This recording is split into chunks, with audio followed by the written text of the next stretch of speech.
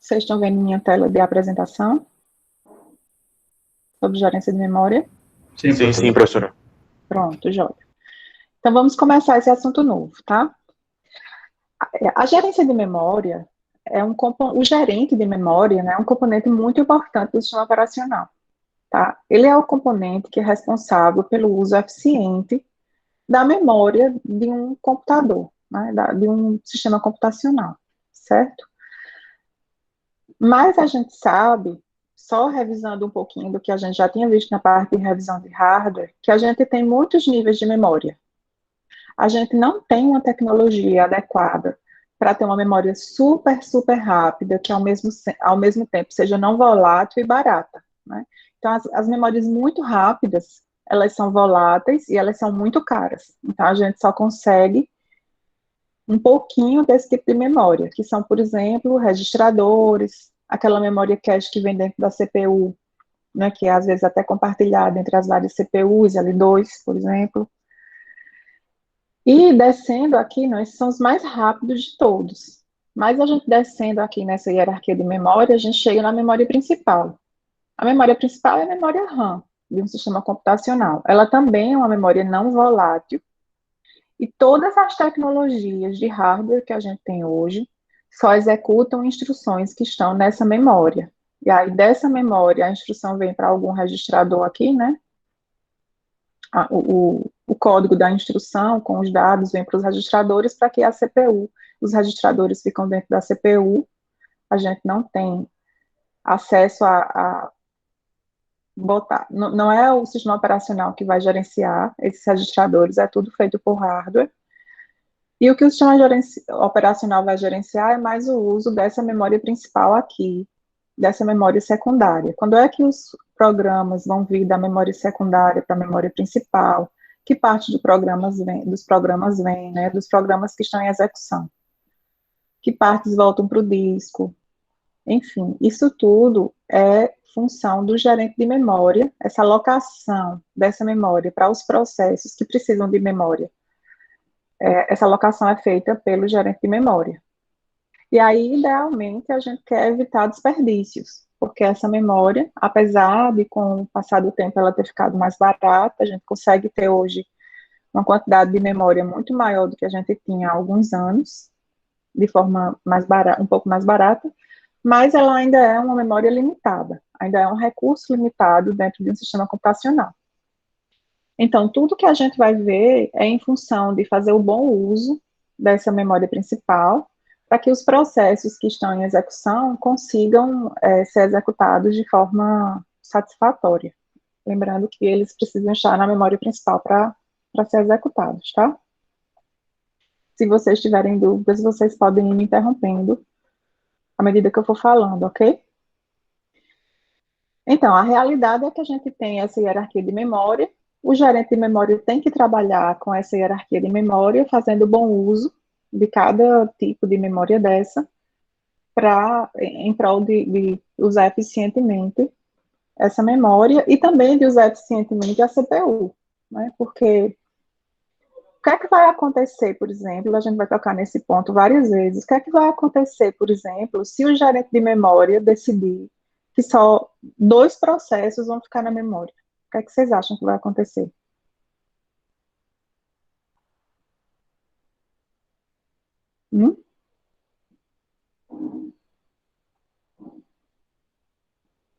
Ninguém quer falar? Se só tiver 2 processos na memória, o que é que pode acontecer nesse sistema computacional? Ficar com memória ociosa. Eu posso ficar com memória ociosa, mas também tem outro recurso que pode ficar ocioso. Qual é?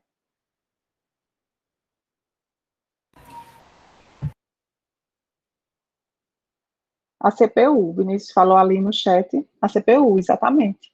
Porque se esses 2 processos realizaram, por exemplo, uma chamada de sistema bloqueante, eles vão ser bloqueados e ninguém vai usar a CPU mais, né?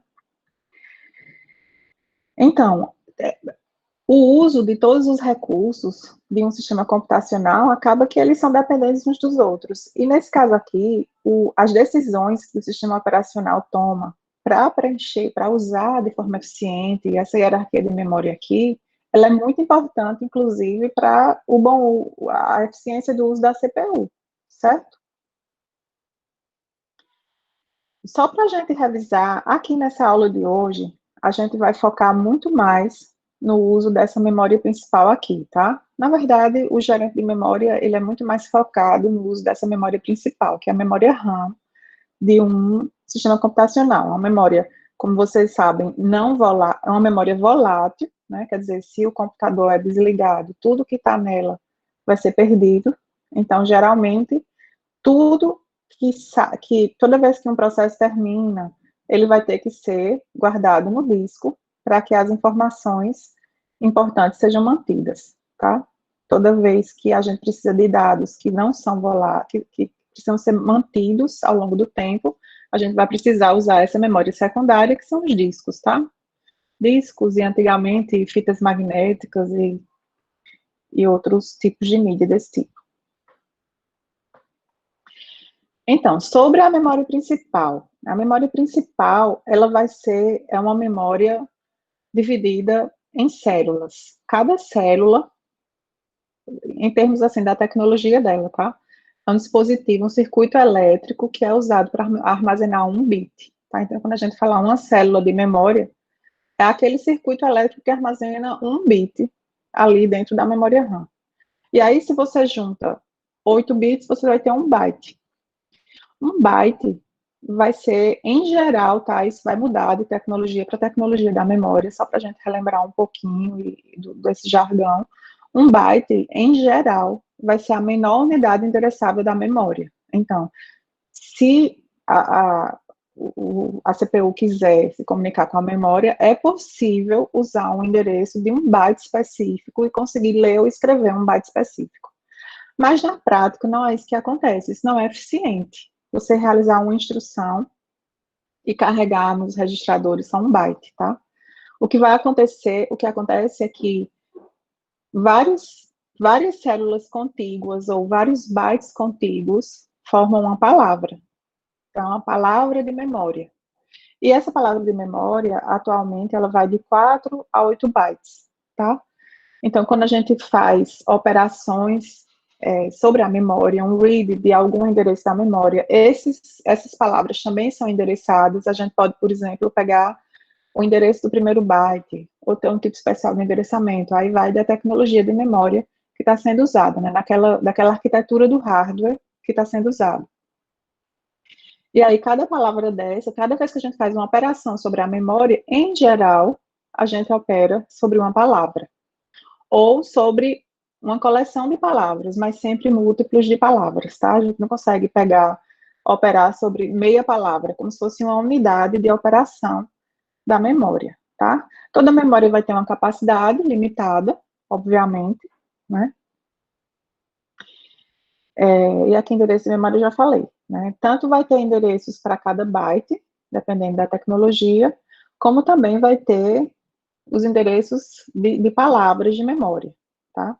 O que acontece na prática é que quando a gente vai fazer, em geral, se você vai fazer um read na memória, né, a CPU está lá com a instrução, a próxima instrução, read de alguma palavra da memória. É possível, em geral, o que vai acontecer é que mais de uma palavra vai ser lida e levada para cache da CPU, de forma que uma próxima leitura próxima, né, nessa área próxima, já fique em cache, não precise mais ir na memória novamente.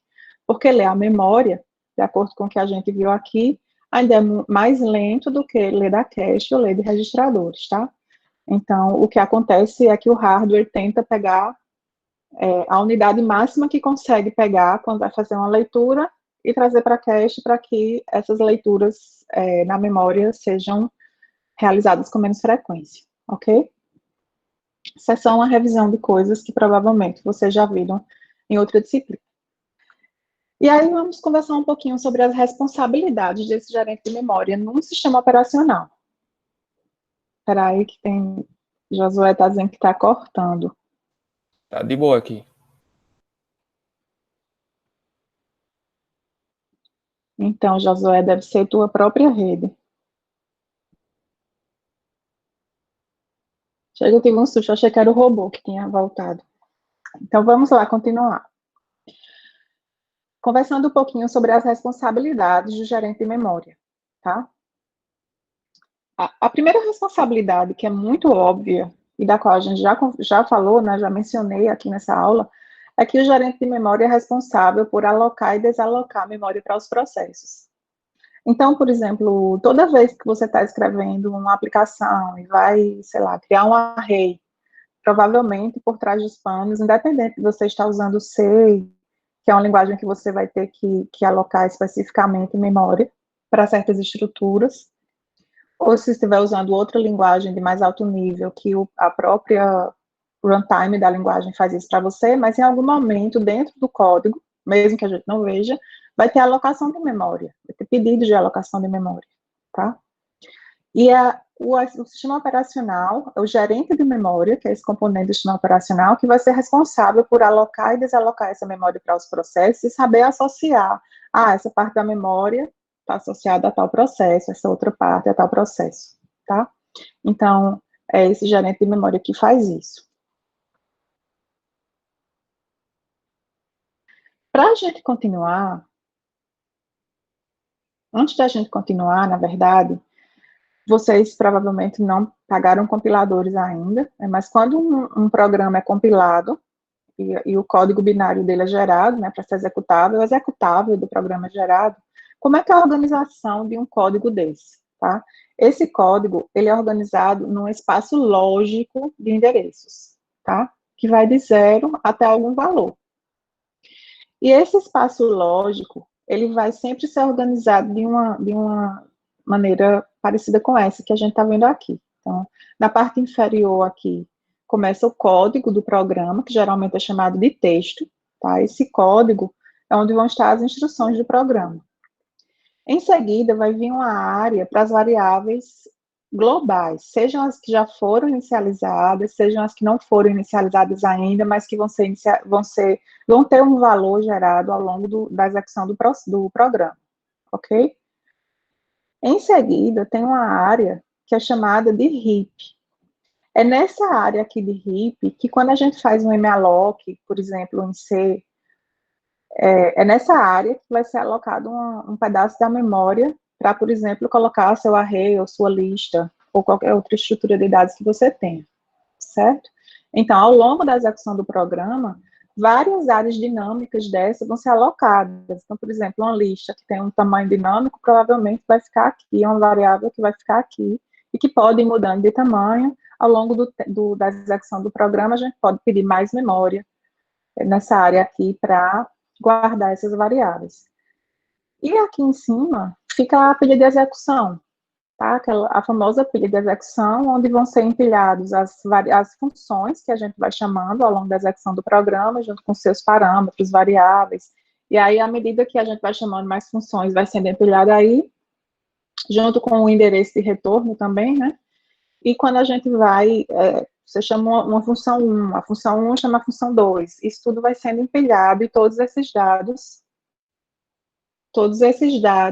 essas variáveis vão sendo empilhadas juntos, e quando as funções vão retornando, isso vai sendo desempilhado, e é assim que ocorre a execução, né, do programa, tá? Então, a função 1 que chama a função 2, e a função 2 chama a função 3, então a função 2 só pode voltar a ser executada quando a função 3 terminar e voltar para essa pilha.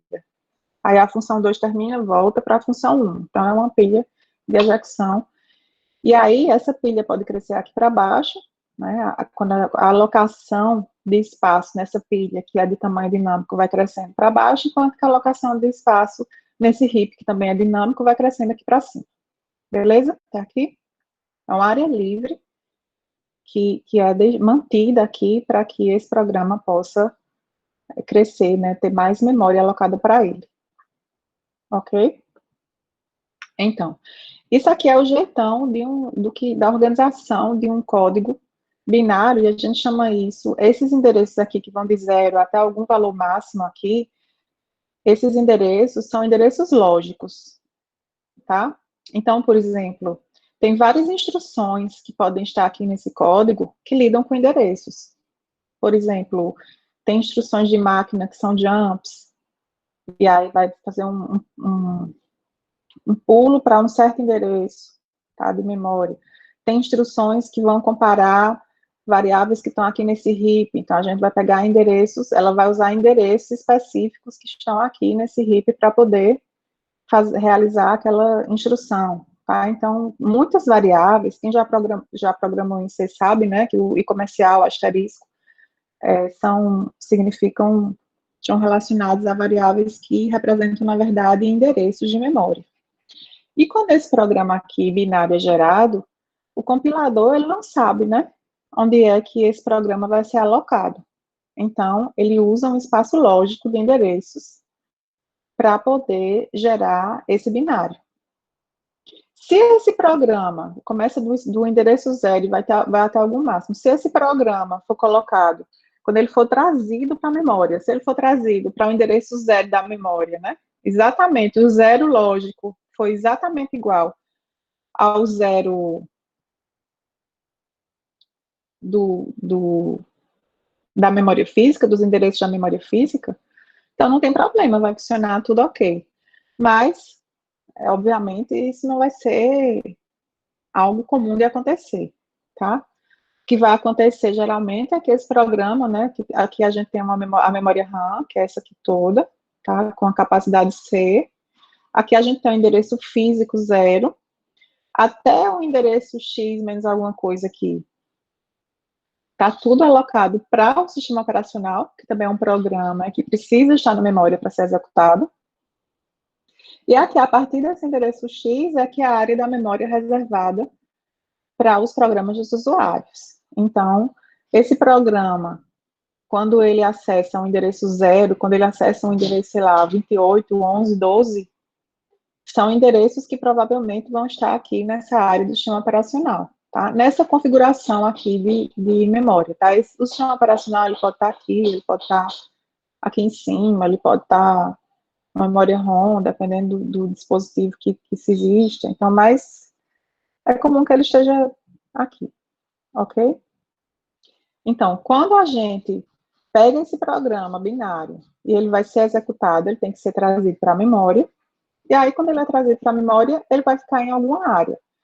Então, daqui, vocês já podem imaginar que esse gerente de memória, ele tem mais uma atribuição aí. Alguém quer chutar que responsabilidade é essa? A gente disse que ele tem a responsabilidade, por exemplo, de alocar essa área aqui para esse processo, né, ficar guardado em algum lugar, né, em alguma estrutura de dados dele, que essa área é do processo XPTO. E, além disso, agora, depois do que a gente conversou, tem outra responsabilidade que esse gerente de memória tem. Alguém quer chutar aí? Qual seria? Desalocar memória? Desalocar também, né? Quando um programa termina, ou quando ele bloqueia, depende de como é que esse gerente funciona, tá? A gente vai começar vendo coisas bem simples, até ver as coisas que funcionam nos computadores mais modernos. Então, desalocar, pronto, Josué falou aqui, seria meio que mapear os lógicos, perfeito. Então, esse endereço lógico 0, na verdade, ele vai ser mapeado para um endereço físico outro aqui, dependendo do local onde esse programa foi carregado, concorda? Então, existe outra responsabilidade do gerente de memória, que é mapear endereços lógicos, que são esses endereços que vêm aqui, ó, quando o programa é compilado, gerado o binário dele, ele vai vir com um monte, todas as variáveis que representam endereços, vão ter, na verdade, lá, endereços lógicos e não endereços físicos. Quando esse programa é carregado em uma área específica, a gente precisa converter todos esses endereços lógicos em endereços físicos, que são os endereços reais de onde esse programa está para poder funcionar, tá? Então, essa é mais uma função do sistema operacional. Uma responsabilidade, né, do gerente de memória, desculpe. E aí, tem outra pergunta que eu gostaria de fazer para vocês. Vocês acham que os sistemas mais modernos, eles são monoprogramados ou multiprogramados? Essa é fácil, né? A gente passou o primeiro e o segundo Multi, né? multi, né? Então, são sistemas feitos para rodar muitos programas ao mesmo tempo. Nesse exemplo que a gente colocou aqui, a gente só tem 2 programas aqui, né? O sistema operacional e esse programa aqui. Mesmo pensando nesse aqui só com 2, tem alguma coisa que pode acontecer quando a gente observa o fato de que existem 2 programas na memória e essa memória é compartilhada no espaço, né? Então, vai existir um pedaço dessa memória que deve estar dedicada para um programa e outro pedaço da memória dedicada para outro programa. O que é que pode acontecer que o sistema operacional simplesmente alocar e não checar nada quando esses programas forem usar a memória? Alocar sem checar nada. O que é que pode acontecer? Não sei se tem algum chute. Algum conflito? Ele vai sobrescrever outro registro? O registro diz alguma área do outro, né? Então, por exemplo, vamos supor que eu estou rodando esse programa aqui. E nesse código aqui de instrução, tem uma instrução que tem um parâmetro dessa instrução, que é o endereço de memória, e esse endereço de memória, na verdade, por algum bug aqui desse programa, ele está diminuído, sei lá, de 1000. O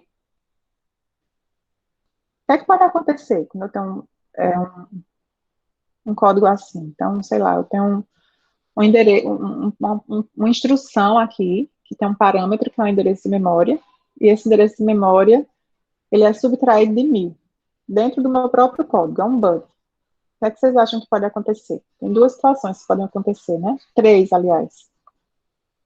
Uma situação é que quando eu subtraio considerando que a gente fez o mapeamento correto, né, do endereço lógico para o endereço físico, quando eu diminuo de 1000, esse endereço pode estar dentro aqui do próprio código, né, e dar alguma caca aqui só para esse processo, ok? Porque eu vou tentar escrever ou fazer alguma coisa nessa área aqui, que na verdade essa área deveria ser apenas leitura, tá? E não escrita. Então, se for algo que vai escrever aqui, nem vai ser permitido. Ou quando eu subtraio de 1000, esse endereço cai nessa área aqui que nem está sendo usada. Ou que pode estar sendo usada por outro processo, se a gente pensar em um sistema multiprocessado, tá? Pode estar sendo usado por outro processo e fazer caca nesse outro processo.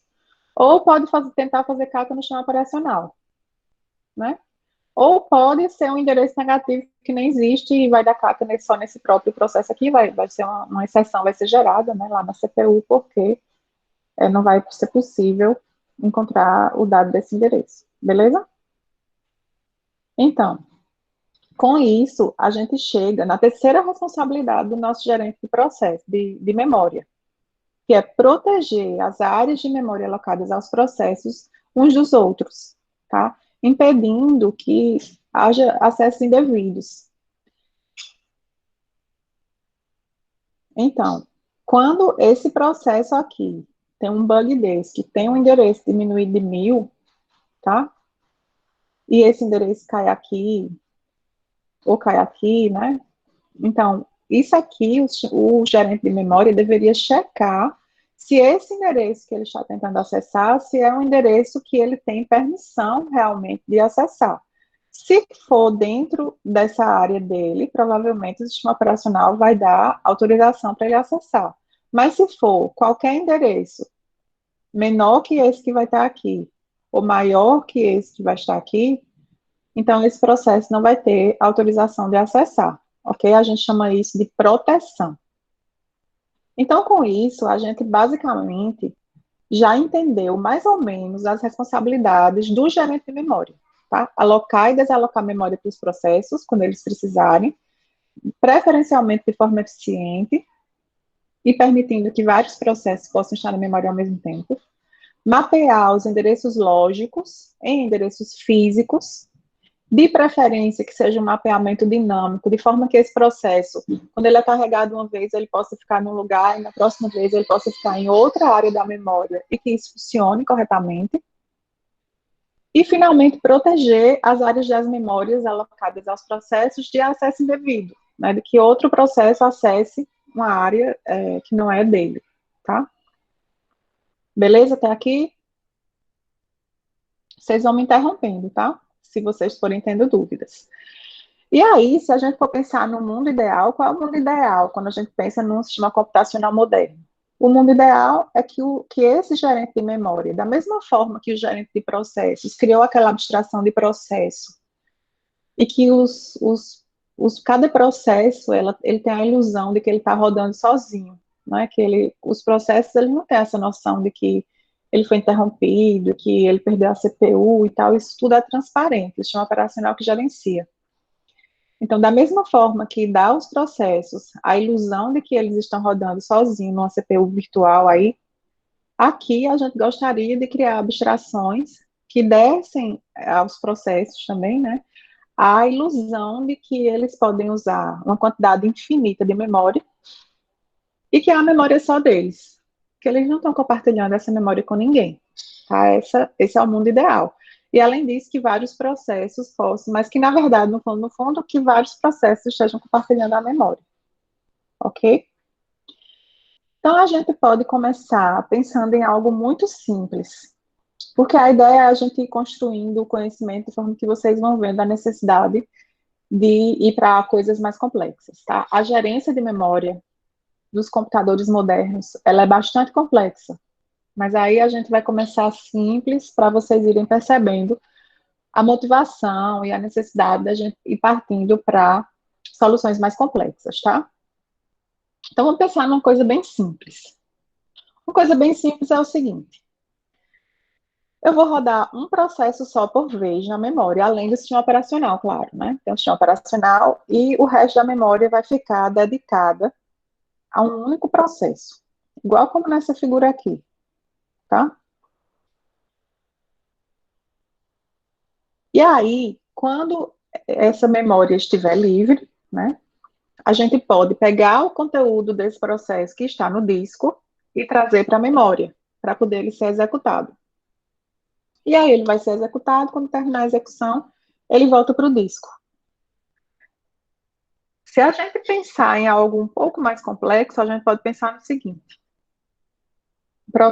a memória está livre agora, em tem um processo lá pronto para rodar. Eu posso pegar o binário desse processo, né, que vai ser organizado como a gente mostrou lá naquele outro slide, com o espaço de endereçamento lógico. Eu posso pegar o binário desse processo, trazer ele todinho para a memória. E aí esse processo vai ser executado, tá? O processo que ganha a CPU sempre vai ser o processo que está na memória, tá? O escalonamento da CPU fica trivial. Alguém quer falar alguma coisa? Oi. Esse swap é o mesmo que geralmente tem no Linux? É a mesma coisa. É uma área do disco em que a gente usa para, como se fosse complementar a memória. Mas, assim, o swap, na verdade, é essa ação de ficar trazendo coisas da memória para o disco e do disco para a memória, enquanto o processo está sendo executado, certo? Aí, quando a gente vai instalar o Linux, aí ele pede qual é o tamanho da área de swap, ok? Mas aí a gente vai falar sobre esse swap do Linux, de coisas mais modernas, mais para frente. Não é exatamente como a gente está falando aqui, porque a gente está falando aqui de um computador, de um sistema monoprocessado, né? O que é que vai acontecer? A memória está livre, vem um processo pronto. Esse processo vai ganhar CPU, tá? Então eu copio o que está no disco e trago para a memória. Isso é swap in, tá? Entrando na memória. Aí ele começa a executar, executa. Aí o que é que pode acontecer? Ele pode perder a CPU por alguma razão, né? Sei lá, se eu tiver um escalonador que é preemptivo, ele vai perder, aí ele vai ter que voltar todinho, do jeito que ele está, ele tem que voltar para o disco, né? Aí eu pego esse processo que estava na memória, copio todinho para o disco, só a parte. E pego algum processo pronto que estava no disco e trago para a memória. É isso que vai acontecer, swap-in desse outro processo. Aí ele roda, por alguma razão ele perde a CPU, ou porque foi preemptado, ou porque bloqueou, ou porque terminou. Swap out, ele volta para o disco. E assim fica nessa dança de vir o processo para o disco ser executado, vem para a memória, vai ser executado, volta para o disco. Isso é swap, ok? Beleza? E aí, o que é que o sistema operacional precisa em termos de gerência de memória? Ele precisa manter, basicamente, sei lá, um bit, né? Para identificar se a memória está ocupada ou não, concordam? Então, sei lá, se for 0, está livre, se for 1, está ocupado. E o gerente de memória vai trabalhar de alguma forma associado ao gerente de processo, de forma que, se for um escalonador preemptivo, ele vai ter que, o gerente de processo vai ter que avisar que quem é o próximo processo que vai ficar na memória, e o gerente de memória vai ter que fazer o swap out desse processo que estava rodando para o disco, né? E mudar o contexto para o novo. Então, o que acontece é que faz parte da mudança de contexto, nesse caso desse sistema super simples que a gente está conversando aqui, vai fazer parte da mudança de contexto, levar o processo que perdeu a CPU para o disco, né, salvar ele no disco, e copiar o processo, o próximo processo que vai ganhar a CPU para a memória, ok? É como se a mudança de contexto agora tivesse essa nova atividade, além das que já tinha, né? De salvar todo o contexto de registradores e tudo mais. Beleza? Tabela de processos. Então, continuando. O que a gente ia ter, por exemplo? A gente ia poder ter. Aqui a gente tem a memória RAM de novo, tá? Que vai do endereço 0 até o endereço C. Esses endereços aqui são endereços físicos, ok? Então, quando um processo vai ser executado, ele vai ser trazido para a memória, tá? Dependendo de como funciona aqui isso, esse processo pode ser trazido, ele vai ter um tamanho, né? E aí ele vai ser trazido. Vamos supor que esse processo ele é pequeno e ele preencheu a memória do endereço X até o endereço L, ok? E esse resto de memória aqui vai ser desperdiçada, beleza? Nesse caso aqui, como é que fica o mapeamento de endereços lógicos para endereços físicos? Como é que vocês acham que isso pode acontecer? Porque é o gerente de memória que tem que fazer, né?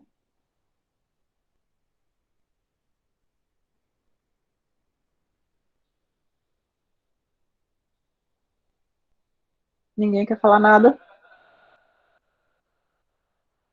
Vou dar uma dica.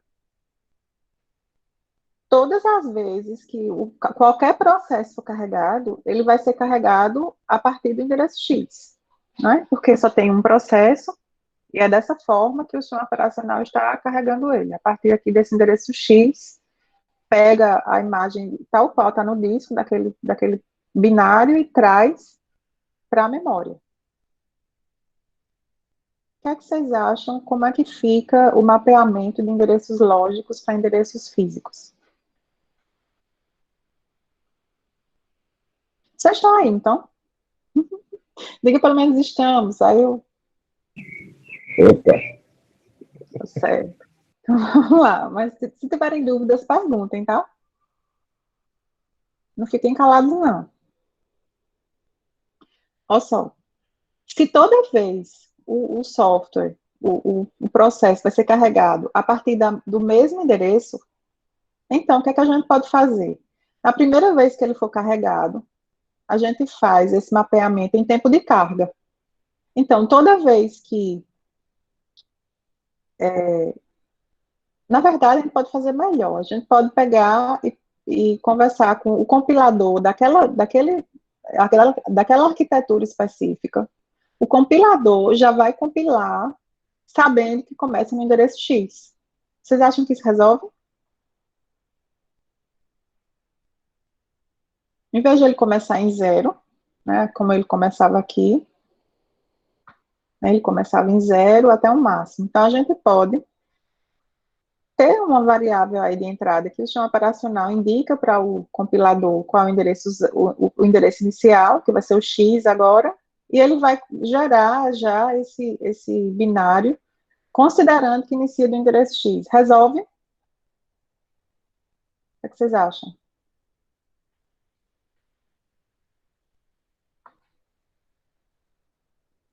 Resolve, certo? Resolve. Então, se esse sistema operacional ele só permite um processo na memória e toda vez ele vai iniciar no endereço X, então eu posso dizer que o compilador que vai compilar os binários para essa arquitetura e esse SO, ele vai já saber, ele vai receber como parâmetro de entrada qual é o endereço inicial, que é o X, e ele já gera o binário com os endereços que são exatamente os endereços físicos que vão ser usados aqui. Pode ser assim?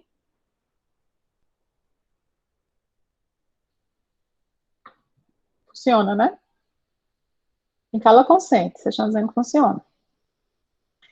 Então, aqui dentro, né, a gente vai ter aquela área de heap, que é para alocar memória, desalocar e tal. Então, alocar e desalocar memória vai ser algo mais simples, tá? O SO só tem um processo na memória, tá? Então, ele vai alocar a memória para esse processo. E a proteção, como é que fica? Será que esse processo, o que é que tem que fazer cada vez que eu vou executar uma instrução que vai acessar alguma área de memória, né, tem um parâmetro que é algum endereço de memória, o que é que o sistema operacional deveria fazer para garantir a proteção? Garantir que esse processo aqui verdinho não vai meter a mão na área do sistema operacional, ou vice-versa, né?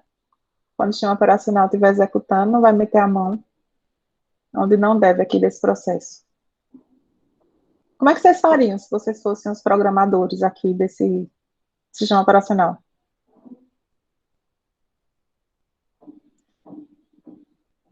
Cleiton tá lento, vai tomar café, Cleiton.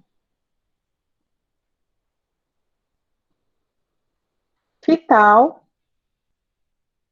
se a proteção... O que é que vai acontecer? Como é que pode acontecer um problema aqui? Se uma instrução desse processo verde aqui, se ela tentar acessar qualquer área da memória que for menor que X, isso é um problema de proteção, concorda? Ou se tentar acessar qualquer área de memória que é maior que L. Isso é um problema de proteção, né? Porque aqui, nesse caso, daria caca só para o próprio programinha verde aqui, né? Mas se aqui tivessem outros processos, né, áreas de memória alocadas a outros processos, poderia dar um problema de acessar a área de outro processo. Aí já vai estar jogando de volta a pergunta para mim, a pergunta que eu estou falando é para vocês. Como é que a gente faz isso? Se vocês fossem os programadores desse sistema operacional, o que é que vocês fariam? Que tal se toda vez que tiver uma instrução que acessa uma área da memória, a gente ter que verificar se essa área da memória... Não, semáforos não. Se essa área da memória é menor que X, ou se ela é maior que L. Funcionaria? Tem uma instrução que vai ser executada e ela acessa uma área da memória. E aí, para cada instrução que for executada, quando vai acessar, né, se acessa uma área da memória, vai ter que ler ou escrever nessa área da memória, tá? Então, tem uns registradores específicos lá na CPU, que são usados exatamente para ler e escrever na área da memória, o MAR e o MDR. O MAR é onde fica o endereço da memória. Então, toda vez que chega um endereço novo ali, que tal se a gente checar se esse endereço está entre X e L? Se tiver entre X e L, ok. Não temos problema de proteção. O programinha verde está dentro da área de memória dele. Então, ele pode fazer o que quiser lá dentro. Se não estiver se tiver abaixo de X ou acima de L, e aí teríamos um problema de proteção. Mas vocês concordam que toda vez que for acessar uma área da memória, se a gente tiver que fazer isso, é lento? O que vocês acham? É muito lento se a gente for fazer em software, né? Isso teria que ser feito em hardware. E aí, esse sistema que a gente está fazendo é muito simples, tá? Então, a gente vai deixar ele sem proteção por enquanto, mas você já tem mais ou menos uma noção de como é que a gente poderia realizar uma proteção aqui da memória, para que um processo não meta a mão na área de memória de outro, ok? Professor, Oi. nesse caso, por exemplo, o processo em verde, ele ultrapassa. Ele seria fracionado para poder caber lá dentro ou não? Ou ele meio que teria que esperar, sei lá, Ultrapassa o liberado mais quê? espaço, alguma coisa do tipo? Você diz assim, ele Por cresceu exemplo, e o V agora ele ele vai do quer X ficar ao E, maior? né? Ah, Aí se ah, ele passasse um pouquinho a mais do L, por exemplo, e pegasse na parte do programa do usuário, nessa parte cinza, aí ele seria certo. meio que fracionado ou não, ou esperaria ser alocado mais memória para ele. Tá, são problemas diferentes, certo? O problema que a gente está falando é um problema de quando esse processo aqui ele tem algum bug e ele tenta acessar uma área de memória, porque quando o compilador compila e gera o binário gerado vai ser algo nesse aspecto, desse jeito aqui, certo? O que está lá dentro daquela caixinha verde, na verdade, é um negócio parecido com isso aqui, certo? Então, se aqui dentro das instruções tem instruções que tentam acessar um endereço lógico que é maior do que esse max aqui, é um bug, certo? O outro caso que pode acontecer mas que nesse sistema simples que a gente está vendo, eu nem vou tocar nesse assunto, vou falar só para responder sua dúvida. Então, se aqui eu tento acessar uma área de memória maior que max, é bug, tá? Nesse caso, se um sistema operacional realiza a proteção da forma correta, ele não vai deixar que esse processo acesse uma área de memória que está fora desse endereçamento aqui dele, ok? A outra coisa que pode acontecer essa RIP aqui, ou essa pilha aqui de execução, começam a crescer muito. E aí se tocam aqui, mas eu quero alocar mais memória. Então, significa que esse processo aqui precisa crescer, né? Ele precisa aumentar de tamanho, tá? Por exemplo. Ou essa área aqui que eu deixei foi pouca. Então, ele precisa aumentar de tamanho. E aí, isso também isso não é um bug, né? Isso, quer dizer, pode ser um bug, né? Um memory leak aí, mas isso também pode não ser um bug. Então, o que vai acontecer é que esse processo vai precisar, nesse sistema que a gente está falando, ele iria para o disco, e aí eu teria que alocar uma área maior para ele, e traria ele de volta, só que deixando essa área livre maior, tá? Então, quando eu fosse fazer essa pilha aqui, vocês concordam que ela começa vazia, né? Mas no caso, se já tiver coisas rodando e eu precisar aumentar esse tamanho aqui, a gente tem que fazer a realocação desses endereços aqui, tá? Então, são situações diferentes, tá? Se for uma situação de um bug, né, eu estou tentando acessar uma área que está aqui fora, então um sistema decente não deveria deixar. Esse que a gente está vendo aqui, ele deixa, tá? Ele é muito caro para ele realizar a proteção, como ele só tem 2 processos, ele vai ter a gente tomou a decisão de que não vai ter proteção. Se esse processo quiser aumentar, é possível que o gerente de processo aloque uma área maior para ele, e aí alguns endereços talvez tenham que ser realocados para um novo endereço físico aqui, beleza? Aí a pergunta que eu faço para vocês esse sistema parece útil? Esse sistema que só roda um programa por vez, e o programa inteiro fica na memória, o que é que vocês acham?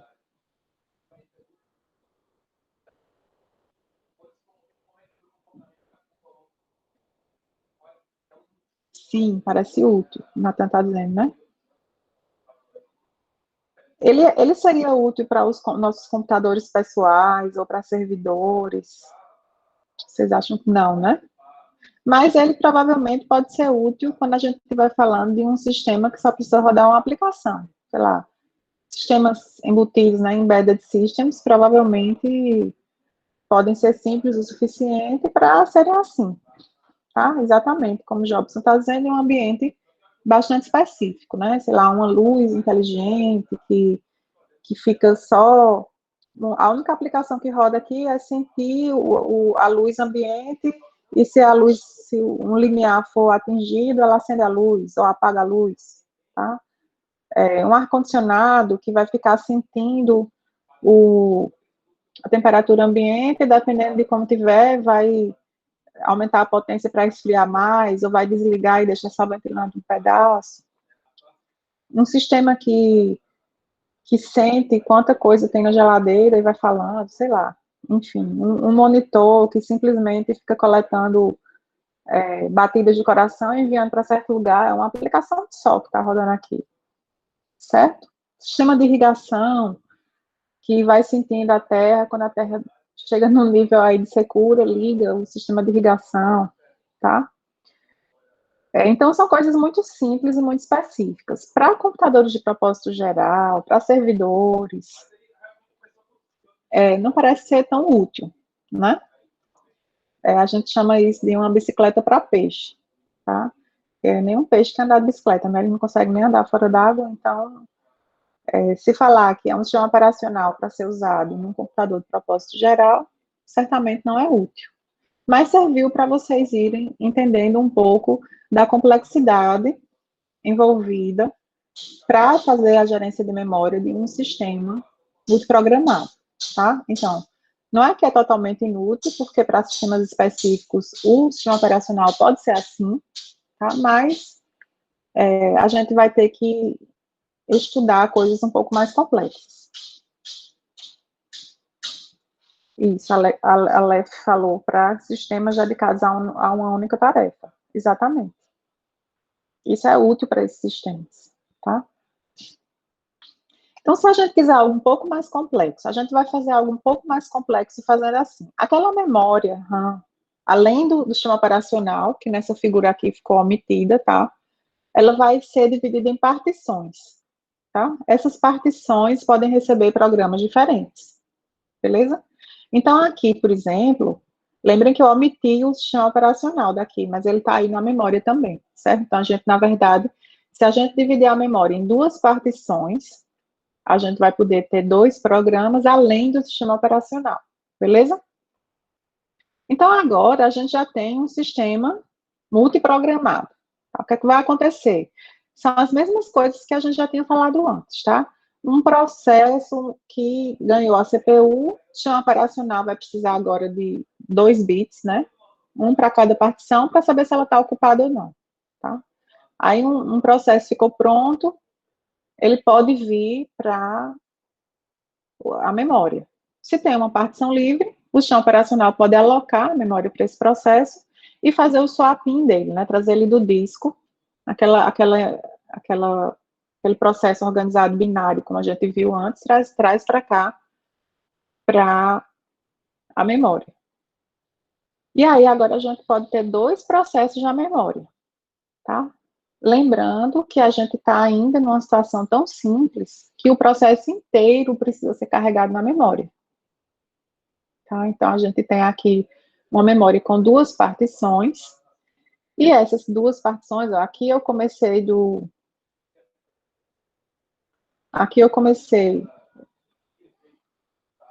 endereço, como é que eu quero ver aqui embaixo e não consigo. Aqui eu comecei do endereço 2024, porque aqui embaixo do 0 até o 2023, até o 2020, é o sistema operacional, certo? Aqui nessa memória RAM aqui. E aí, no endereço 2024, eu não vou passar o mouse não, porque senão vai aparecer aquele negocinho que impede que a gente veja. No endereço 2024, tem uma operação, um jump, para o endereço 24. O que é que vai acontecer? Esse jump para o endereço 24, provavelmente ele está aí porque esse 24 é um endereço lógico, tá? Se a gente não mapear esse endereço lógico para o endereço físico, o que é que vai acontecer? Ele vai mudar a execução, tá? Para a instrução que estiver no endereço 24. Mas no endereço 24, quem é que está lá no endereço 24?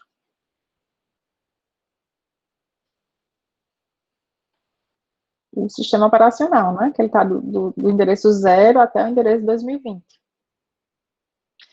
Então, se a gente traz um processo que tem seus endereços lógicos, tá? Aqui, o que vai acontecer é que em tempo de execução, ou em tempo de carga, né? Quando eu for carregar esse programa aqui na memória principal, a gente tem que fazer aquele mapeamento da memória de um endereço lógico para um endereço físico, tá? Então, a gente pode fazer, como aqui só tem 2 programas, isso pode ser feito em tempo de carga. E aí, por exemplo, toda vez que eu for acessar um endereço, eu tenho que somar para esse programa 2, por exemplo, que ele começa no endereço 16.384. Toda vez que eu for acessar um endereço, aqui nesse programa 2 aqui, nesse processo 2, eu vou, na verdade, somar 16.384. Então, como 28 é um endereço, quando eu for acessar 28, eu tenho que, na verdade, somar com 16.384.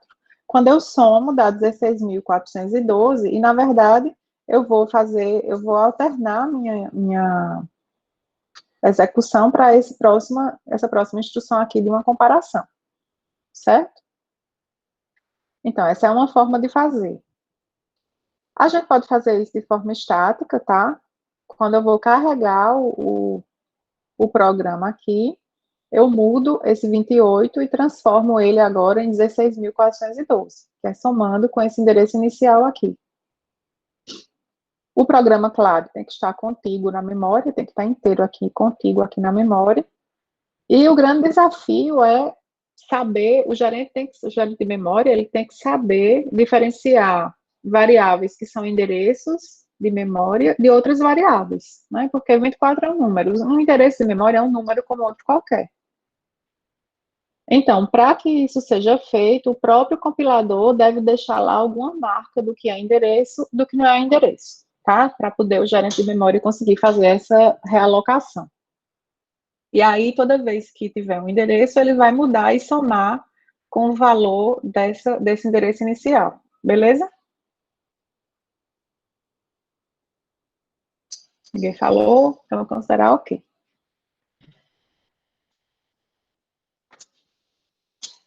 E aí, como é que a gente faz a proteção desses programas agora? Ia ser Agora com aqueles 2 registradores que a senhora falou? Pode ser, né? Na verdade, a gente não falou em registradores, a gente falou em valores, né? Então, por exemplo, esse programa aqui vai de 2024 até 16.380, certo? Então, toda vez que uma área de memória fosse acessada, o sistema operacional teria que checar se essa área de memória que esse processo quer acessar, se ela está dentro desse intervalo, de 2024 a 16.380. Não é isso? Concordam? Então, seria dessa forma. Mas imagine como isso seria lento se isso fosse feito por software. Porque toda vez que eu for acessar uma área de memória, além de somar com esse valor aqui, né, do início, ainda tenho que verificar se está ultrapassando esse último endereço ou se está dentro do limite permitido, né, de endereçamento desse processo. Concordam que isso vai ser super lento? Quer dizer, para cada vez que eu for acessar a memória, eu tenho que realizar uma soma e uma comparação, não é isso? Concordam? Sim. Muito lento, né? Mas, acho que alguém, não sei quem foi que falou, já adiantou aí, falou em registradores. Registradores estão onde? Na CPU. Que tal se a gente tiver a ajuda do hardware? Toda vez que... Lembra que eu falei que tem um registrador, que é o MAR, que é o registrador que recebe o endereço de memória que vai ser acessado, seja para leitura, seja para escrita, certo? Toda vez que chegar algo novo nesse registrador, o próprio hardware realiza essa verificação para a gente. O que é que vocês acham? É mais rápido, né?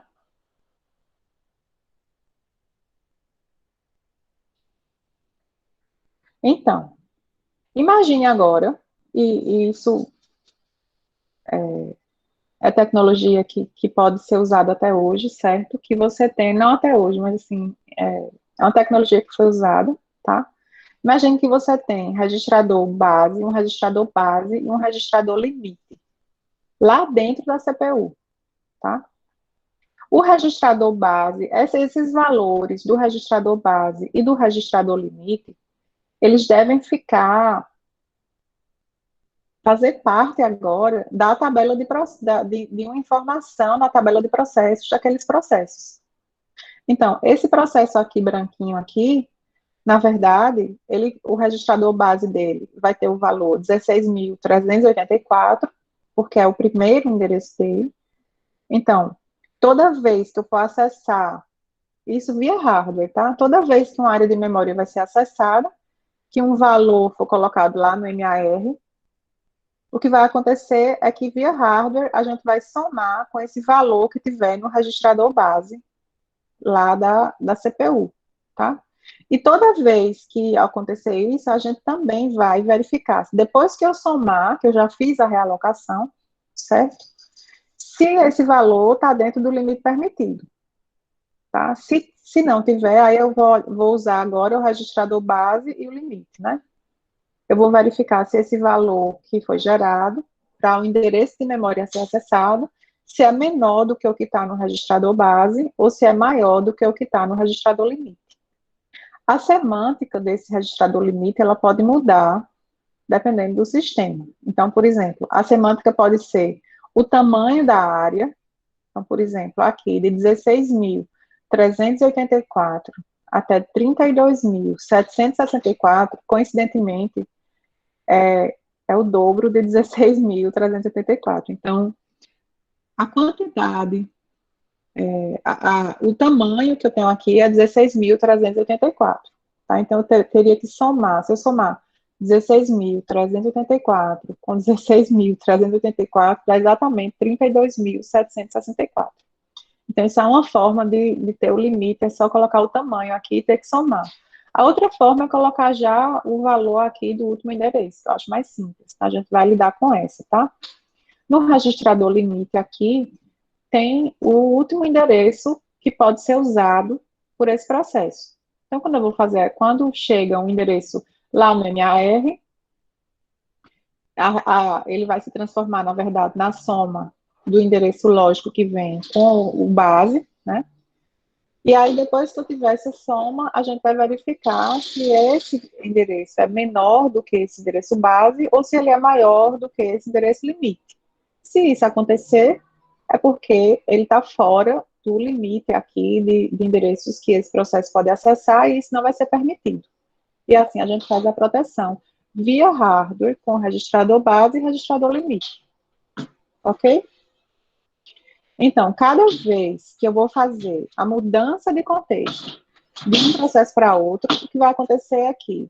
Além de tudo que a gente já fazia antes, a gente vai ter também que armazenar os registradores base e limite, tá? Isso, na verdade, nem precisa, né? Agora que eu tô vendo. Nem precisa salvar, porque depende de onde esse processo vai ser carregado, né? Se um processo foi carregado nessa partição aqui de cima, ele vai ter essa base e esse limite aqui. Se for na partição de baixo, aí vai ter essa base e esse limite aqui, tá? Então, isso é algo que tem que ficar, que ser usado, tem que ser configurado na hora que o programa vai ser carregado. Ok? Beleza? E agora a gente tem dois processos que podem ser carregados na memória. E a gente pode extrapolar essa ideia para N processos. A gente pode ter, em vez de apenas duas partições, a gente pode ter N partições, concorda? E a gente poder ter N processos na memória. E aí, quanto maior for esse valor de N, maior é a chance de eu ter algo pronto para rodar na CPU. E maior é a chance de eu usar a CPU de forma eficiente, porque quanto maior for esse valor de N, maior é o meu grau de multiprogramação. Lembram que a gente lá no primeiro módulo, a gente falou um pouquinho sobre grau de multiprogramação, né, que se a gente tem N processos prontos, né, ou N processos na memória, e a probabilidade de um processo desse bloquear é, sei lá, P, então, N elevado a P vai ser a probabilidade de todos os processos estarem bloqueados. Quanto mais processos eu tiver na memória, prontos para rodar, maior a chance da minha CPU, quanto mais processos tiver na memória, maior a chance da minha CPU ter algo para executar, beleza? Tá bom, Aniele, tá gravando. Então, continuando.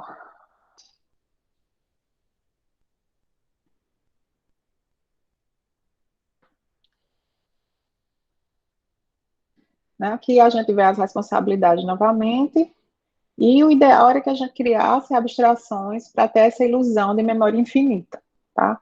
A primeira abstração que a gente pode criar, e que a gente já falou dela, no fundo, é que cada processo tenha seu espaço de endereçamento privativo, e ele, na verdade, nem sabe que essa realocação dos endereços lógicos dele para endereços físicos está sendo executada, tá?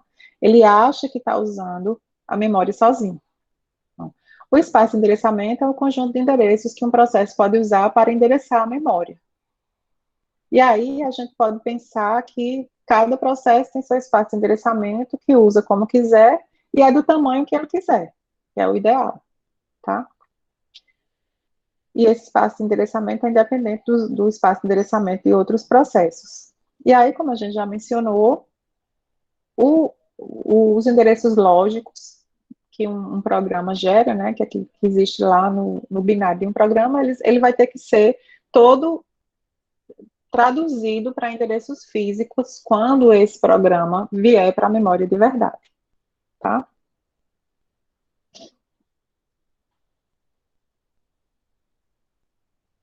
Então, a gente viu aqui essa solução com esses dois registradores especiais, mas tem algumas desvantagens ainda no uso dessa solução, né? A gente já consegue imaginar que essa solução com registrador base e registrador limite, o sistema, o gerente de memória está conseguindo realizar as três responsabilidades dele, né? Ele está alocando memória para os processos, ele está fazendo a realocação dos endereços lógicos para os endereços físicos e ele está realizando a proteção, tá? Sempre usando o registrador base e limite. Então, a gente consegue imaginar que tem N processos aqui, com N partições, tá? E que o SO vai manter um mapa de bits, né? Com um bit para cada partição, para saber se está livre ou se está ocupada aquela partição. Quando um processo é trazido para uma partição que estava livre, o sistema operacional, né, o gerente de memória, ele tem a obrigação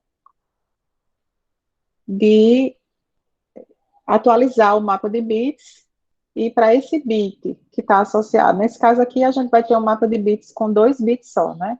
Sei lá, o primeiro bit para essa área aqui, essa partição aqui de baixo, o segundo bit para essa partição de cima.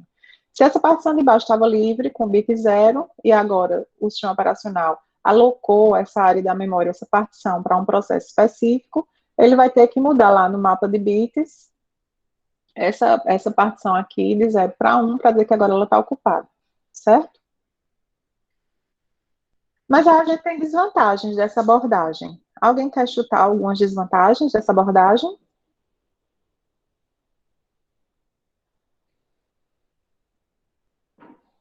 Ninguém? Professora, no caso, se eu entendi Oi. direito, talvez uma desvantagem seria meio que ia ter um limite, né? Para os processos na memória, nesse caso, seria uma desvantagem? Exatamente, é uma desvantagem. A gente só consegue ter N processos. Se a gente tem N partições, a gente só consegue ter N processos na memória. Isso é uma desvantagem. Se a gente for pensar no limite disso, né? Então, por exemplo, se a gente tiver N partições iguais lá na memória, e aí imagine que um processo que vai usar uma certa partição, ele é muito menor do que essa partição. O que é que está acontecendo na memória? Então, eu vou ter partições de tamanho fixo, por exemplo, né? Então, eu trago um processo que é só a metade do tamanho daquela partição e jogo lá na memória. Essa outra metade da partição, vai ser desperdício, concorda? Porque eu não Sim. posso trazer mais de um processo para a mesma partição, tá?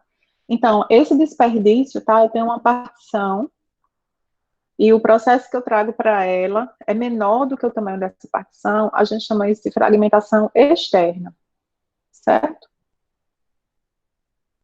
Eu tenho uma fragmentação aqui. Sim, além disso, a gente ainda precisa realizar uma adição e uma comparação, né, cada acesso de memória, lembra, mesmo sendo feito por hardware, talvez não seja o ideal. Além disso, os processos têm que ficar em áreas contíguas à memória, tá? Imagine que eu posso, dependendo de como eu organizo, mas se a gente organizar em partições de tamanho fixo, vai acontecer o que eu falei. Se a gente organizar em partições de tamanho não fixo, o que pode acontecer é o quê? Vamos supor que eu aloco só o tamanho eu tenho N partições, mas elas podem mudar de tamanho, sei lá.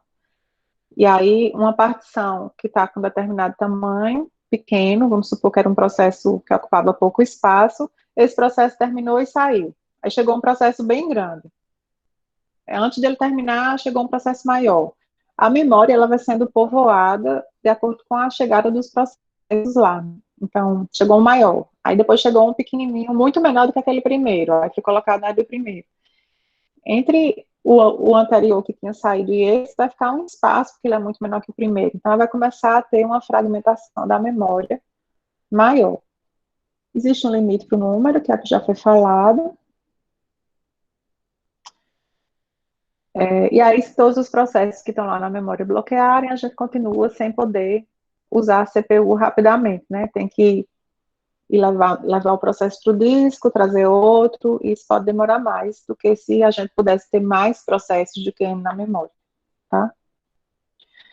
Quando a gente falou sobre escalonamento de processos, a gente falou que o escalonamento, na verdade, ocorre em diferentes níveis, né? E esse grau de multiprogramação, que a gente falou lá, que é o escalonamento de médio prazo, né, a gente falou lá na parte de processos escalonadores de curto prazo, que é o escalonador que decide, que é o próximo processo a usar a CPU. Mas se a gente pensar no longo prazo, é o gerente de memória que faz o escalonamento, porque é ele que decide quantos processos vão estar na memória, que processos vão estar na memória. E é isso que define o grau de multiprogramação instantâneo, assim, daquele sistema computacional, né? Quanto mais processos estiverem na memória, maior o grau de multiprogramação, maior é a chance de ter um processo pronto para rodar quando o escalonador de curto prazo for escolher o próximo processo, certo? E aí, acho que a gente pode fazer melhor do que isso, né? Vamos imaginar agora uma solução que continua simples, a gente continua usando o swap, tá?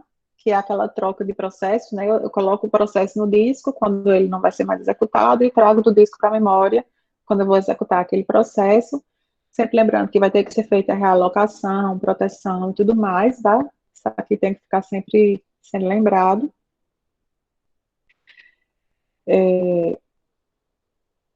Mas aí vai acontecer o caso, essa troca de processos ocorre porque é possível que eu tenha N processos prontos para rodar, e como a gente está numa solução que traz o processo inteiro para a memória, então essa solução que traz o processo inteiro para a memória, pode ser que a memória não seja suficiente para receber todos os processos que estão prontos para rodar, tá? Então a gente guarda no disco os processos que não estão cabendo na memória agora, e vai ficar nessa dança, como a gente já comentou antes, de swapping.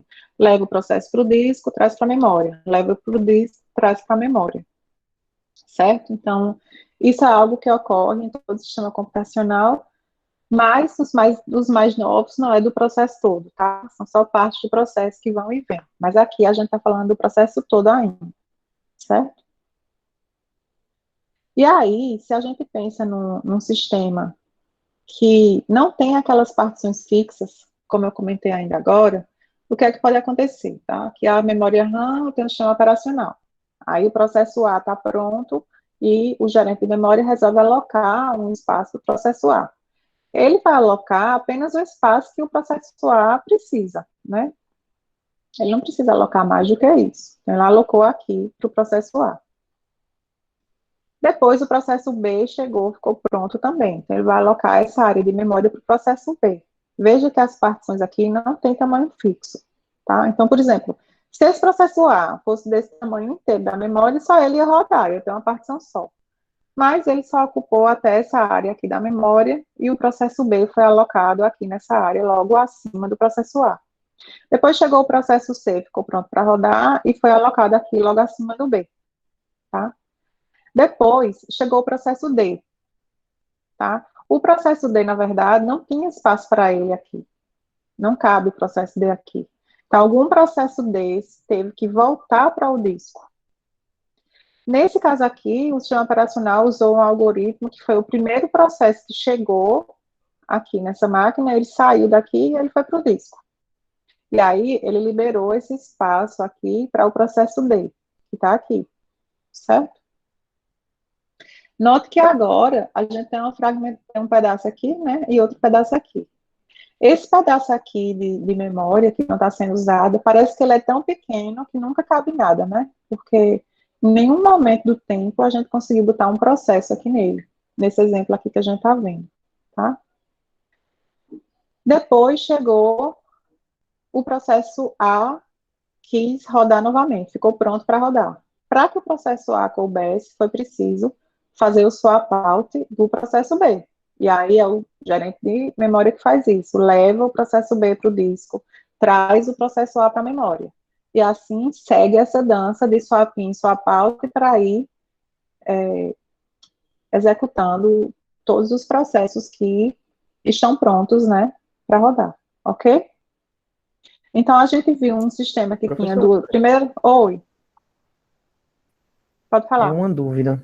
Por exemplo, eu acho que nessa quinta coluna, que é quando o processo D entra, tem 2 espaços vazios, né? Eu acredito que seja meio que um problema, porque poderia colocar mais algum. Você tem alguma estratégia meio que para descer o B e o C e meio que esse espaço subir, para unir esses dois, ou não? Sim, tem. Um problema desse sistema aqui, que usa partições, mas não de tamanho fixo, né? Elas são dinâmicas, né? Depende dos processos que estão em execução. Um problema disso aqui é exatamente essa fragmentação externa, né? Que é uma fragmentação entre partições.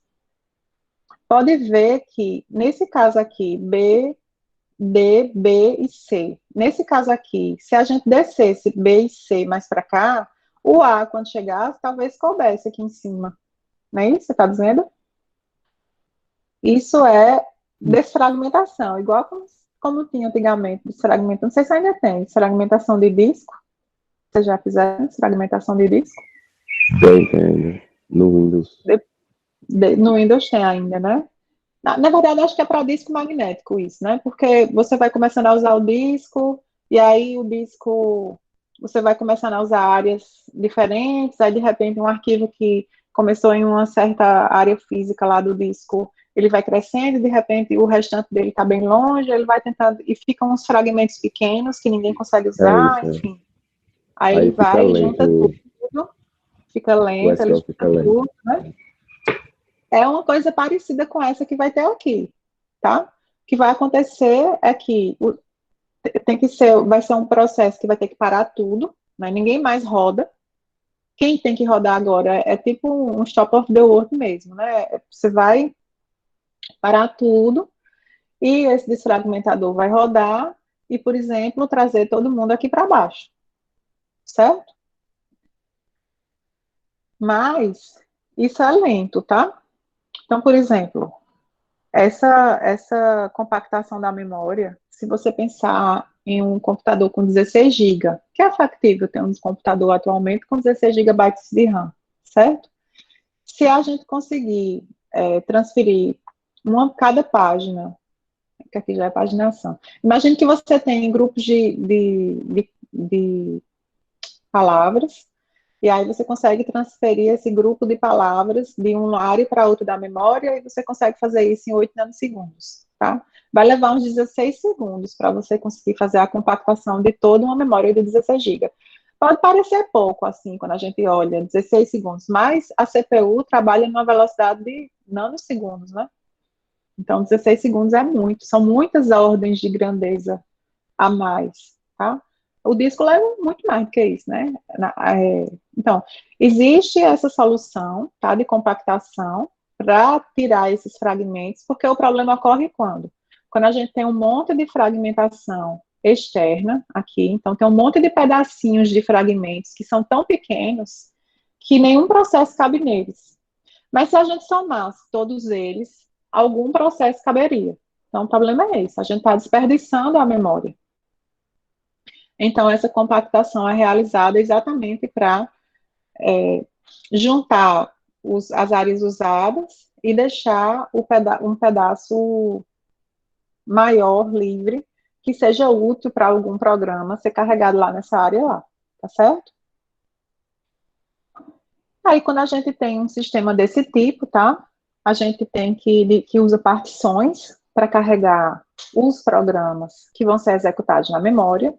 Então, um monte de decisões que o gerente de memória toma, que eu vou só falar aqui sobre elas, mas cada sistema operacional vai ser desenvolvido tomando certas decisões, tá? Quais são as decisões que precisam ser tomadas aqui, né? Essas partições vão ser de tamanho fixo ou de tamanho variável? Elas vão ser de um tamanho fixo todas iguais, ou elas vão ser de um tamanho fixo, mas dando tamanhos diferentes para elas, de forma que a gente consiga casar melhor tamanhos de processos diferentes nas partições diferentes.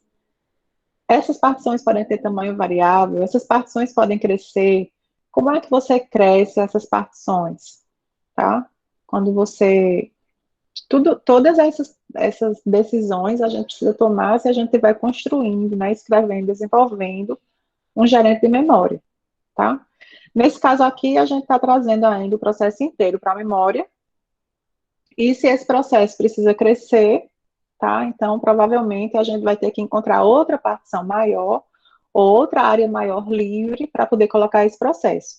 E lembrando que o gerente de memória precisa ter o total controle de que áreas da memória estão sendo usadas e por quem, e usando aquele registrador base, registrador limite, para fazer a realocação de endereços lógicos, endereços físicos e a proteção. Beleza até aqui? Beleza. Professora, só mais uma questão. Nesse caso, como a senhora falou, que ele precisasse crescer, ele poderia utilizar aquela fragmentação, por exemplo, ou não? Pode. Pode? Se o sistema operacional verificar que tem espaço para ele crescer aonde ele está, ali mesmo ele vai crescer. Se não, ele vai ter que ser levado para o disco e trazido para outra área da memória, onde ele vai caber já com tamanho crescido, né? Já maior. Então, no caso, essa fragmentação seria um problema, mas também é uma coisa boa, de certa forma, né? Exatamente. E aí, assim, se a gente tem partições que mudam, né, de tamanho, que é até a tua pergunta, na verdade, cada sistema operacional já deixa um espaço livre aqui, né, para expansão, concorda? Entre o RIP e a pilha, né, sempre vai ter um espaçozinho livre aqui que é para essa expansão. Quanto maior for esse espaço, tá, maior, aí tudo em sistemas operacionais é um trade-off. Quanto maior for esse espaço aqui, menor vai ser a chance desse processo precisar crescer, mas pode ser que a gente esteja desperdiçando área de memória aqui que esse processo nunca vai usar, tá? Então, um trade-off. E só lembrando que quando a gente transfere para o disco, por exemplo, tem essa área livre aqui, né, entre o RIP e a pilha de execução, mas quando isso vai ser transferido para o disco, isso é transferido só o que está sendo usado, tá? Isso aqui que é memória não usada, não precisa ser transferida para o disco, ok? E aí, quando vem do disco para cá, quando o processo quer expandir, aí a gente expande exatamente essa área aqui.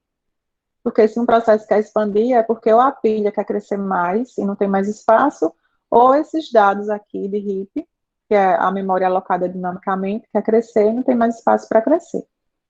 Beleza? E aí? Vamos pensar que a gente está nessa situação que é a mais complexa até agora, né? A gente tem partições de tamanhos não fixos, dinâmicas, que vão depender do tamanho de cada processo. tá? Os processos podem precisar crescer e o chão operacional permite isso.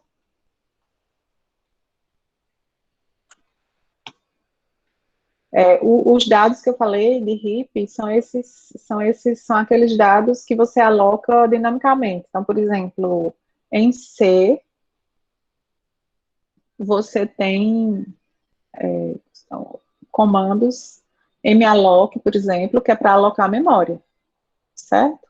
E free é para desalocar a memória. Quando você faz um malloc, sei lá, malloc de 1 megabyte, significa que naquela imagem do processo que está lá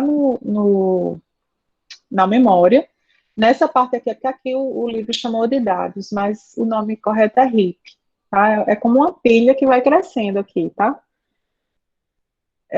Vai ser alocado nessa área aqui, que vai crescendo aqui para cima, 1 megabyte. Se não tiver 1 megabyte para alocar aqui, é porque esse processo precisa crescer, beleza?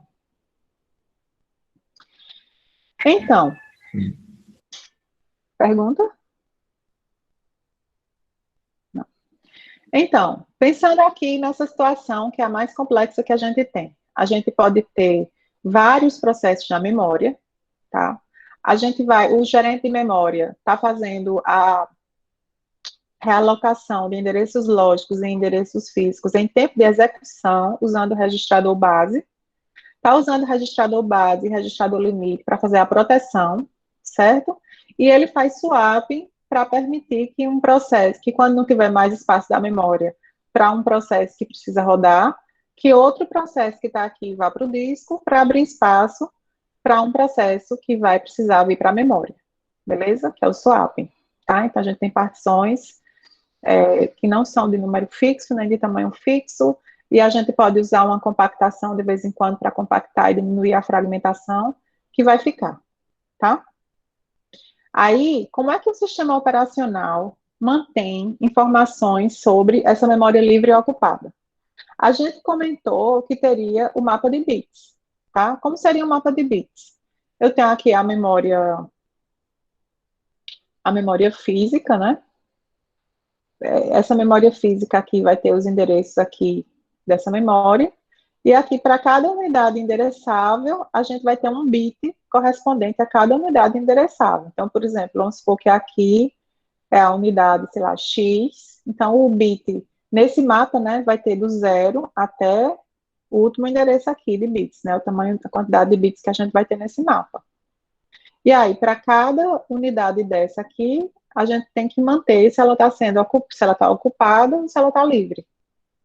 Beleza? Isso é um mapa de bits.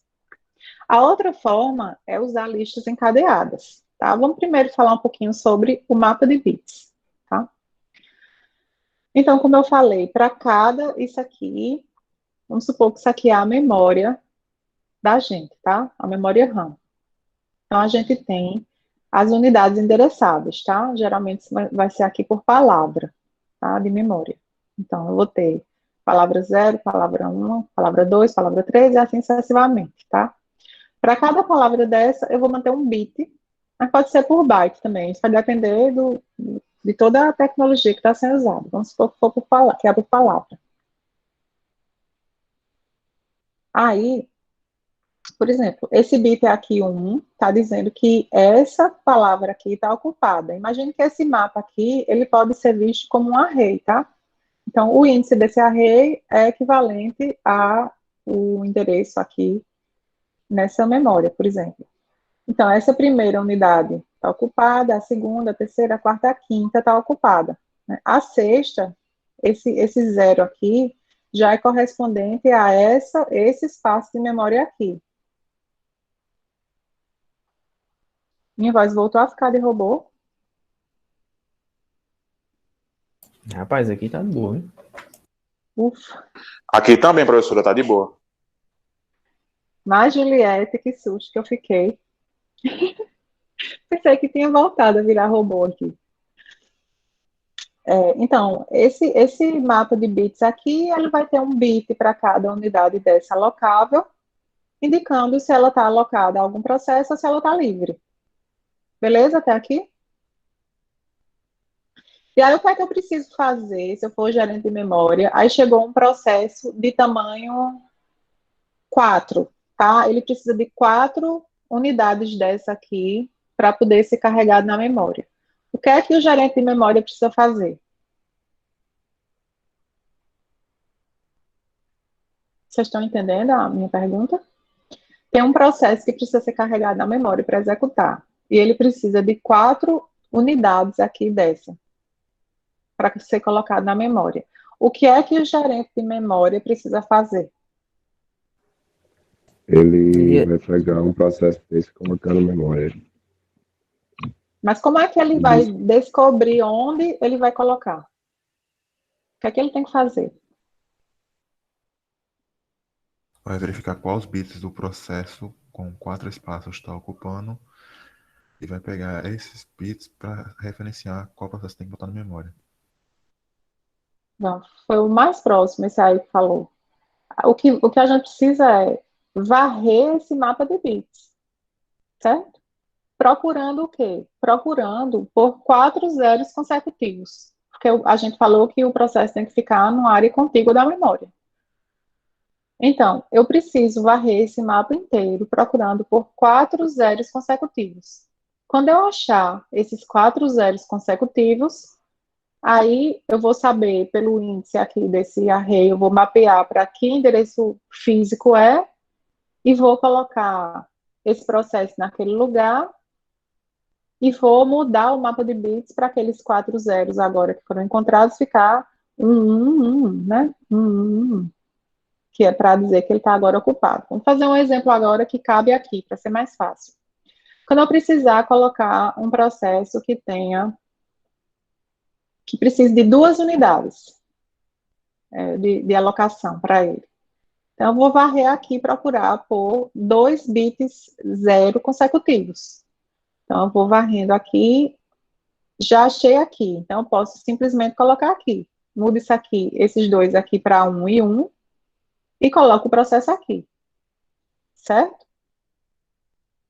Ou a gente pode ter um outro algoritmo, porque nesse caso aqui, a gente vai deixar uma fragmentação de 1 aqui, né? A gente poderia primeiro fazer uma varredura, tentando encontrar um espaço que seja exatamente do mesmo tamanho, e aí esse processo ficaria aqui, e nesse lugar aqui, quando a gente chegasse aqui, a gente encontrou um que é exatamente do mesmo tamanho. E aí aqui a gente substituiria por 1 e 1, vê qual é o endereço físico relativo a esse 0 aqui, vem aqui e carrega o processo aqui, o novo processo que precisa ser carregado. Beleza? Vocês acham que é boa essa solução? Essa é um pouco mais demorada, mas eu garanto que a CPU vai ser melhor utilizada. Porque eu estou colocando tudo que eu posso aqui, né? E eu vou conseguir sempre encontrar um lugar para colocar, né? E aí a gente pode usar algoritmos diferentes, como eu falei aqui, quando a gente vai procurar, tá? Essa unidade de alocação é importante, né? Se ela for, vamos supor que a unidade de alocação é 1 byte. Se a unidade de alocação for 1 byte, esse mapa de bits vai ser maior, concorda? Porque eu vou ter que ter 1 bit para cada byte da minha memória. E esse mapa precisa ficar na memória. Lembrando disso, tá? Isso aqui é dado do sistema operacional. Então, ele precisa ficar na memória e vai ser maior. Se a gente pegar uma unidade de alocação muito grande, sei lá, a unidade de alocação vai ser 1 mega. Pode ser que eu tenha processos menores que 1 mega e nem use aquilo tudo lá, concorda? Se tiver qualquer processo que seja menor, o mapa vai ser bem menor, porque eu vou precisar de 1 bit para cada megabyte de memória, mas todos os processos que forem menores do que 1 megabyte, eles vão gerar uma fragmentação interna, que é dentro daquela partição do processo, tá? Ele não está usando a partição toda, certo? Então, a gente tem uma fragmentação interna, que é nesse caso de as partições poderem ser maiores do que os processos, e aí fica um pedaço da partição que não está sendo usada, fragmentação interna. E tem a fragmentação externa, que é entre uma partição e outra. Ao longo do uso da memória, podem ficar fragmentos de memória que não estão sendo usados, e se esses fragmentos forem muito pequenos, eles não são úteis. E a fragmentação interna, com certeza, é desperdício, porque aquela área de memória está reservada para um processo e ele não está usando, certo?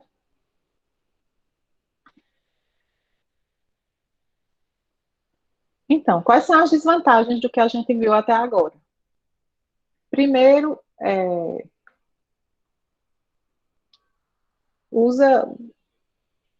ele pode desperdiçar a memória, né, com fragmentação interna e com fragmentação externa. Acho que isso ficou claro, né?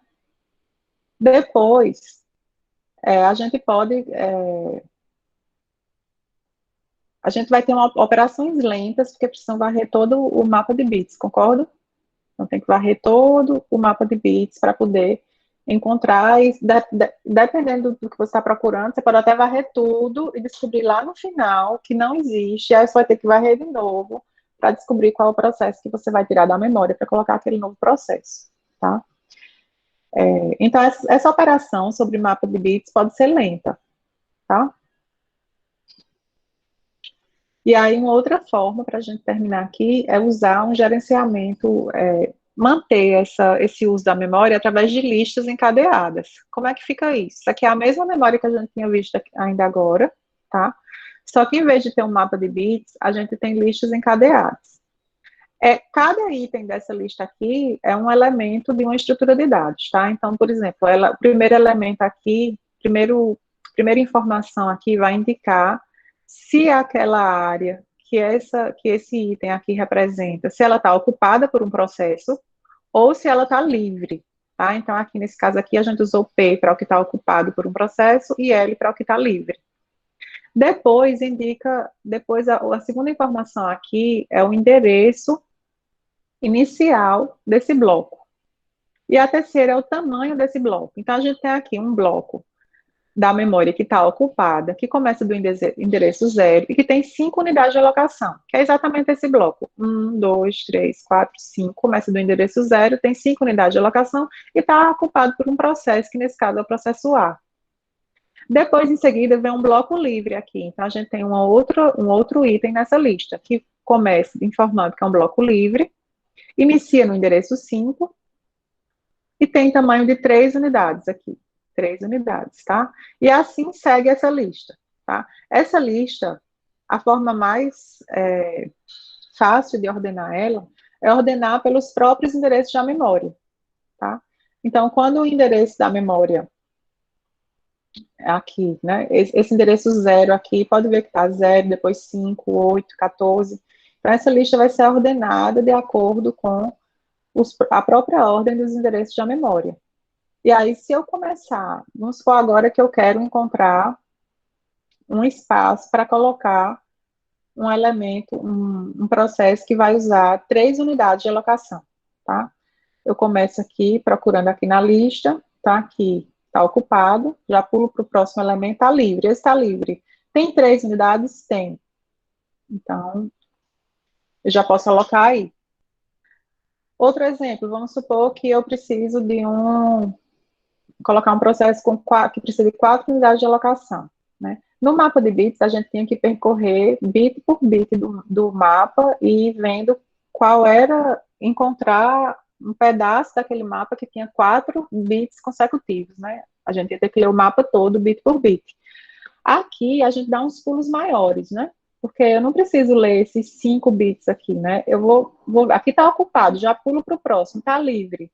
Tamanho 3 é pequeno, já pulo para o próximo, está ocupado, já pulo para o próximo, está ocupado, pulo para o próximo, está livre, tamanho 2 é pequeno, pulo para o próximo. E assim, é mais rápido, através de uma lista encadeada, a gente encontrar um espaço livre para colocar esses processos, tá certo?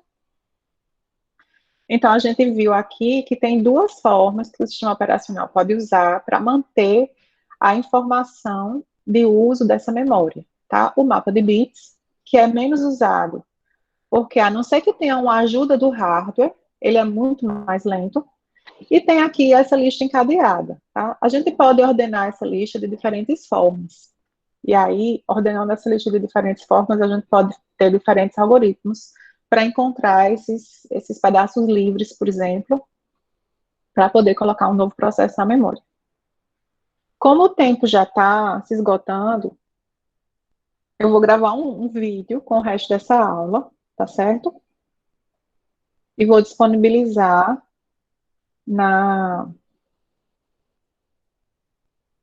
disponibilizar para vocês, tá bom?